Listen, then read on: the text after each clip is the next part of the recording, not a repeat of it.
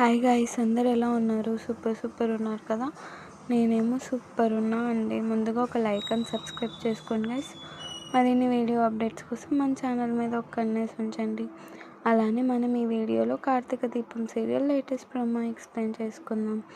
దీపాకి కొత్త ఆర్డర్ వచ్చింటుంది కదా, ఆ ఆర్డర్ చేసిన వాళ్ళు మోసం చేసి ఉంటారు అనమాట. ఇదంతా జోష్న ప్లాన్ అయి ఉంటుంది.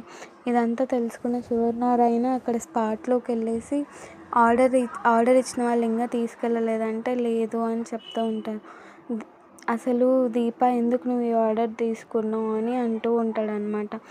సగం అడ్వాన్స్ ఇస్తే ఆర్డర్ కన్ఫర్మ్ చేసుకున్నాను అంటూ ఉంటుంది దీప.